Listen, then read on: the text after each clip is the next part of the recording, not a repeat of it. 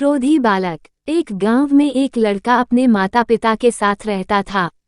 इकलौती संतान होने के कारण वह माता पिता का बहुत लाडला था। उसके माता पिता उसे चाहते तो बहुत थे, लेकिन उसकी एक आदत के कारण हमेशा परेशान रहते थे। वह लड़का बहुत क्रोधी स्वभाव का था। उसे छोटी छोटी बातों पर क्रोध आ जाता था और वह तैश में आकर लोगों को भला बुरा कह देता था।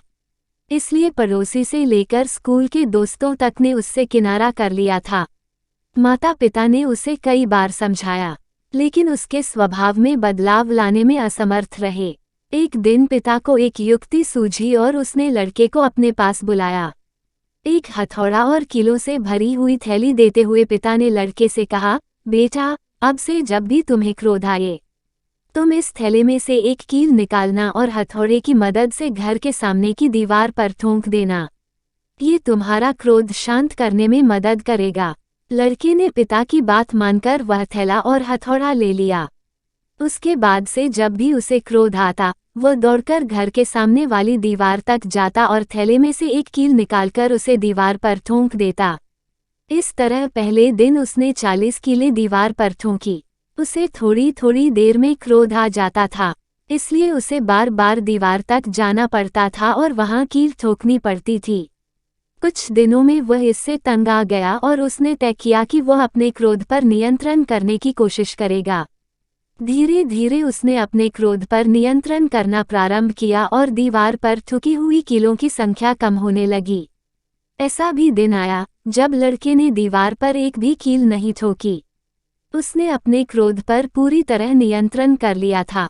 उसके बाद भी कुछ दिनों तक उसने खुद को परखा और जब उसे यकीन हो गया कि उसका क्रोध पूरी तरह से उसके नियंत्रण में है, तो वह अपने पिता के पास गया और बोला, पिताजी, अब मुझे इस हथौड़े और कीलों की ज़रूरत नहीं है क्योंकि मैंने अपने क्रोध पर नियंत्रण करना सीख लिया है। सुनकर पिता खुश हुआ और उससे हथौड़ा और कीलें वापस ले ली। अब उसने एक नया काम लड़के को दिया और कहा, बेटा, अब से जब भी तुम अपने क्रोध पर काबू करो तो जाकर दीवार में से खींचकर एक कील निकाल लेना। लड़का ऐसा ही करने लगा। हथौड़े से कीलें दीवार में ठोकने से कहीं ज्यादा मेहनत उसे कीलें निकालने में लगने लगी, लेकिन जैसे तैसे उसने दीवार में से अधिकांश कीलें निकाल ली। क्रोधी बालक और उसके पिता की कहानी। बालक ने छुटकारा पाया अपने क्रोध से, फिर भी कुछ कीलें पूरी कोशिश करने के बाद भी वह निकाल नहीं सका। उसने पिता को जाकर सारी बात बताई। पिता ने उसकी प्रशंसा की और दीवार की ओर इशारा करते हुए उससे पूछा, बताओ, इस दीवार पर तुम्हें क्या दिखाई दे रहा है?